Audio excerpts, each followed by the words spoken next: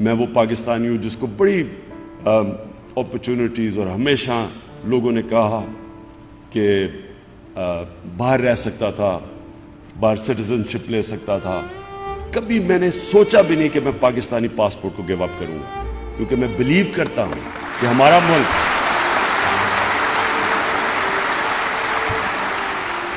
میرا پیسہ میں نے باہر کمایا، پروفیشنل کرکٹ کھیلتا تھا، سارا میرا پیسہ پاکستان میں، سب کچھ بیچ کے یہاں، کیونکہ میں نے فیصلہ کبھی بھی میرے ذہن میں یہ سوچ بھی نہیں آئی کہ پاکستان کے علاوہ میں کہیں رہوں گا. اور وہ اس لیے کہ میں پاکستان کے ساتھ بڑا ہوں. میں نے اس ملک کو اوپر جاتے دیکھا. اس ملک میں کتنے دنیا میں پیسے والے لوگ آئے، اربوں پتی آئے ہیں. تاریخ کسی کو یاد کرتی ہے؟ کتنے لوگوں کو آپ جان کرتے ہیں؟ اس ملک میں کتنے اربوں پتی آئے چلے گئے ہیں. سوئٹزرلینڈ میں ان کے بینک مر گئے، ان کے پیسے ہی سوئٹزرلینڈ میں رہ گئے. کتنے آئے ہیں؟ کوئی دنیا میں یاد کرتا ہے کسی کو؟ کتنے پرائم منسٹر آئے ہیں؟ پرائم منسٹر میں کہیں ابھی دیکھتا ہوں کہ فنکشنز کے اندر بیچاروں کو پوچھتا کوئی نہیں، کونے میں بیٹھے ہوتے ہیں، کوئی پوچھتا نہیں ہے. کیونکہ پوچھتا تو اس کو ہے جس کو اللہ عزت دیتا ہے، اور اللہ تو اس کو عزت دیتا ہے جو اللہ کے لوگوں کے لیے کچھ کرتا ہے، جو انسانیت کے لیے کچھ کرتا ہے. جب سے اللہ نے دنیا بنائی ہے نام تو اس کا ہے. آپ جب نماز پڑھتے ہیں آپ کیا اللہ سے مانگتے ہیں؟ 5 وقت کی نماز میں ایک ہی چیز مانگتے ہیں نا، کہ اللہ ان کے راستے پہ لگا جن کو تو نے نعمتیں بخشی. ایک ہی چیز مانگتے ہیں نا، باقی تو اللہ کا آپ شکر ادا کرتے ہیں. آپ اللہ کو کہتے ہیں کہ میں صرف اللہ تیری عبادت کرتا ہوں، تیرے سے مدد مانگتا ہوں، رحمان اور رحیم ہے تو. لیکن آپ مانگتے ایک چیز ہے کہ اللہ ان کے راستے پہ لگا جن کو تو نے نعمتیں بخشی. وہ کون تھے؟ وہ پیغمبر تھے. سارے جتنے پیغمبر آئے ہیں آپ ان کے راستے کے لیے ہر روز نماز پڑھتے. وہ جتنے بھی پیغمبر تھے جن کے اوپر اللہ نے نعمتیں بخشی، جن کے لیے آج ہم مرنے کے لیے تیار ہیں، کب سے ہزاروں سال وہ دنیا سے چلے گئے، آج بھی ہم مرنے کے لیے، آج بھی لوگ پیغمبروں کو ان کا نام لیتے ہیں. ہم اپنے نبی کے لیے جان دینے کے لیے تیار ہیں. تو کیا وجہ تھی کہ اللہ نے ہم جب کہتے ہیں کہ اللہ ان کے راستے پہ لگا، تو ان کا راستہ کیا تھا؟ سارے پیغمبر، جتنے بھی پیغمبر آئے تھے وہ حق اور سچ کے لیے آئے تھے، وہ سوشو اکنامک جسٹس کے لیے آئے تھے. حضرت موسیٰ رومن جو فرعون تھا اس کی فرعونیت کے خلاف آئے تھے، انصاف کے لیے آئے تھے. حضرت عیسیٰ کے اوپر ایک بڑی زبردست کتاب ہے، ایک رضا اسلام نے لکھی ہے، دی زیلٹ. وہ کہتے ہیں وہ فریڈم فائٹر تھے. وہ جو رومنز کی امپیریلزم تھی اور جو جوئش کلرجی تھی، جو جوئش ایلیٹ تھی، اس کے خلاف عام آدمی کے لیے کھڑے ہوئے تھے. اور ہمارے نبی مکہ کی ایلیٹ کے خلاف کھڑے ہوئے تھے. وہاں بھی بڑا امیر تھا اور غریب تھا.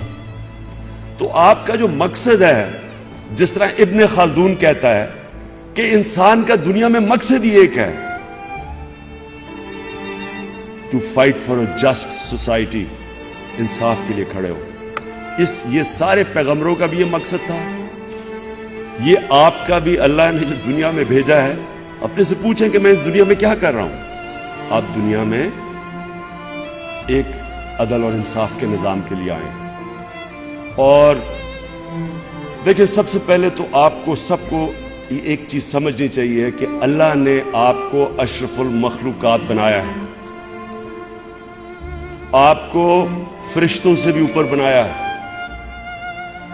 مولانا رومی کہتا ہے کہ انسان جب اپنے نفس پہ اور میں پہ قابو پا جاتا ہے تو فرشتوں سے بھی اوپر چلا جاتا ہے. لیکن جب وہ اپنی میں کا غلام بن جاتا ہے وہ جانوروں سے بھی نیچے چلا جاتا ہے. قرآن کی آیت ہے کہ جب انسان گرتا ہے جانوروں سے بھی نیچے چلا جاتا ہے. جانور تو کھا کے پیٹ بھرتا ہے، اس کے بعد وہ اس کے سامنے، شیر کے سامنے ہرن پھرتے رہے، اسے پرواہ نہیں ہوتی، کھا پیٹ بھرا ہوتا ہے اس کا. یہاں تو پیٹ ہی نہیں بھرتے جانوروں کے، کیونکہ جب انسان میں انسانیت نہ ہو وہ عقل مند جانور رہتا ہے. انسان تو انسان تب ہے کہ جب اس میں انسانیت ہو. جانور بھی آتا ہے دنیا میں, کھاتا ہے, بچے پیدا کرتا ہے اور مر جاتا ہے. تو انسان تو تب ہے جب اس کو یہ فکر ہو کہ میں کسی کو جواب دے ہوں, میں اس کسی مقصد کے لیے اس دنیا میں آیا ہوں. نہیں تو وہ بھی کھا پی کے چلا جاتا ہے. اس لیے اپنا پہلے مقام سمجھیں. آپ کو اللہ نے جو پوٹینشل دیا ہے وہ فرشتوں کو نہیں دیا. مولانا رومی کی ایک سینگ ہے کہ جب اللہ نے آپ کو پر دیے ہیں, انسانوں کو کہتا ہے, جب اللہ نے آپ کو پر دیے ہیں تو زمین پہ کیوں رینگ رہے ہو, کیڑوں کی طرح کیوں رینگ رہے ہو, جب آپ, جس طرح اقبال کہتا ہے, آپ شاہین بن سکتے. تو دیکھیں یہ بڑا ضروری ہے سمجھنا کہ انسان ایک بڑا انسان بنتا کیسے, لیڈر بنتا کیسے. اور وہ سب سے بڑی چیز یہ ہوتی ہے کہ وہ ایک بڑا انسان بڑی سوچ رکھتا ہے. جتنی آپ کی بڑی خواب اتنا بڑا انسان. اگر آپ کی سوچ ہی چھوٹی سی ہے, میں کھا پی کے چلا جاؤں گا, تو آپ اتنا ہی ہیں جتنا مرضی انٹیلیجنٹ ہو. جتنی آپ کی بڑی خواب اور ڈریم اور سوچ ہوگی ادھر ہی آپ پہنچیں گے. اب جو ڈریم بڑی ہوتی ہے وہ ہمیشہ اس آدمی کی ہوتی ہے جو اپنی میں سے باہر نکلتا ہے, جو اپنا سوچتا ہے, جو میں پہ فیصلے کرتا ہے. کتنے دنیا میں پیسے والے لوگ آئے, اربوں پتی آئے ہیں, تاریخ کسی کو یاد کرتی ہے.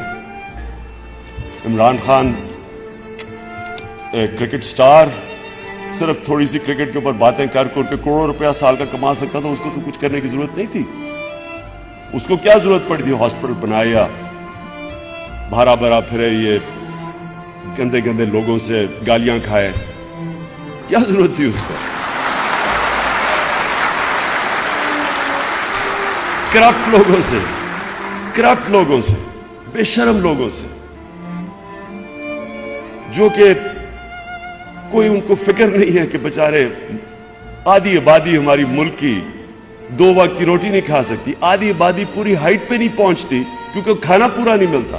سٹنٹڈ گروتھ ہے آدھی 50% پاکستانیوں کی.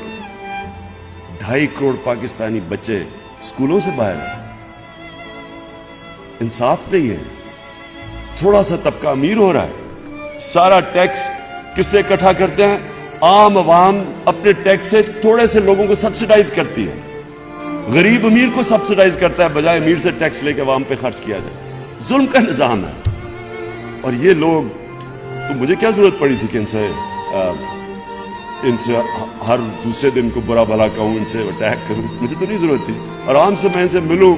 سارے 2-3 تو میرے فینس ہی تھے, کرکٹ کے شوقین ہوتے تھے. آپ کو پتا ہے میاں صاحب کو تو کرکٹ کیپٹن بننا چاہیے تھا, غلطی سے پرائم منسٹر بن گئے.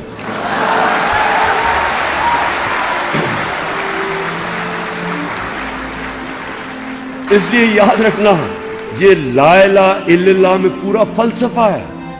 اللہ کے سوا کوئی خدا نہیں ہے. کیونکہ جب آپ کسی کو بھی, اب ہو کیا رہا ہمارے ملک میں, مغربی تہذیب ٹھیک ہے, لیکن اس کو اینالائز کرو. علامہ اقبال کی گریٹنس کیا تھی؟ علامہ اقبال کی جینیس یہ تھی کہ انہوں نے ویسٹرن فلاسفرز کو اسٹڈی کیا. قرآن کو وہ جانتے تھے, اسلام کے فلاسفرز کو وہ اسٹڈی کیا, مولانا رومی کو انہوں نے اسٹڈی کیا, اور پھر اوریجنل تھاٹ لے کے آئے. اوریجنل تھنکنگ تھی, اور صرف اوریجنل کی ویلیو ہے, کاپی کی کوئی ویلیو نہیں ہے. اچھے سے اچھی پینٹنگ پکاسو کی آپ کاپی کر لیں, اس کی کوئی ویلیو نہیں ہے. اوریجنل تھاٹ کی ویلیو ہے. اور کبھی بھی غلام انسان اوریجنل تھنکنگ نہیں کر سکتا. جب آپ کسی تہذیب کے غلام بن جاتے ہیں, آپ اچھے غلام ہی بن سکتے ہیں. وہ بھی اپنی جینے پھاڑیں گے, آپ بھی جینے پھاڑ دیں گے. وہ گول گول کے پہنیں گے, آپ شروع کر دیں گے. وہ کریں, اچھے غلام بن سکتے ہیں. لیکن جو انسان بڑا انسان بنتا ہے وہ غلام, کبھی غلام بڑا انسان نہیں بن سکتا. اس لیے علامہ اقبال کی جو سارا فلسفہ ہے وہ بڑا امپورٹنٹ ہے آپ کے لیے اسٹڈی کرنے کے لیے. کیونکہ غلام ہندوستان میں ایک آزاد انسان نے,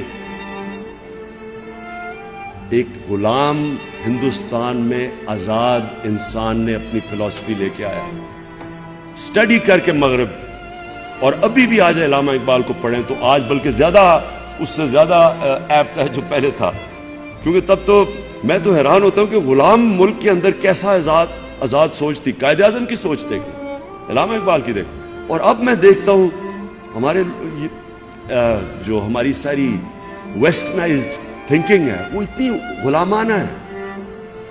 تو برے وقت کو ہینڈل کرنا، ہار نہ ماننا، غلطیوں کو اینالائز کرنا، اور اینالائز ایسے کرو کہ آپ اپنے بیسٹ کرٹک ہو، آپ کو کسی کی کرٹیسزم یا آپ میں ابیلٹی ہونی چاہیے۔ مثلا آپ کے یہاں فیکلٹی بیٹھی ہوئی ہے، میں جب آپ نے جب فیل کرے کہ مجھے برا وقت ہے، آپ کو پتا ہونا چاہیے کون سی فیکلٹی سے مجھے کون سا ایڈوائس ملے گا، یہ آپ میں کیپیبلٹی ہونی چاہیے۔ یہ سب سے بڑی امپورٹنٹ چیز ہوتی ہے کہ آپ کی اگر انالیسس ٹھیک ہوگی، آپ صحیح راستے میں، آپ اپنی غلطیوں کی صحیح نشاندہی کریں گے، آپ پھر کھڑے ہو جائیں گے۔ یہ ہوتا ہے اگر آپ کی انالیسس غلط ہو جائے، اور وہ عموماً یہ ہوتا ہے کہ آپ ڈیمورلائز ہو جاتے ہیں۔ ہار آپ کو جب ڈیمورلائز کر دیتی ہے تو ڈیمورلائزیشن میں آپ غلطیاں کرتے ہیں، آپ کمپرومائزز کرتے ہیں۔ مجھے بڑی دفعہ لوگوں نے کہا عمران صاحب آپ اکیلے نہیں کچھ کر سکیں گے، یہ دیکھیں نا، یہ نون لیگ اور بس کبھی ٹو پارٹی سسٹم میں تھرڈ پارٹی نے کبھی بریک تھرو نہیں کیا۔ کبھی امریکہ میں دیکھ لیں وہی ڈیموکریٹس ریپبلکن، انگلینڈ میں دیکھ لیں وہی کنزرویٹو لیبر ہیں، کوئی ساری پارلیمنٹری ڈیموکریسی میں دیکھ لیں، تو مجھے سارا وقت کہتے رہے کہ جی ان کے ساتھ مل جائیں، اور وہ بھی دعوت دیتے تھے۔ لیکن اگر میں ان کے ساتھ مل جاتا، آج میں یہاں نہ کھڑا ہوتا۔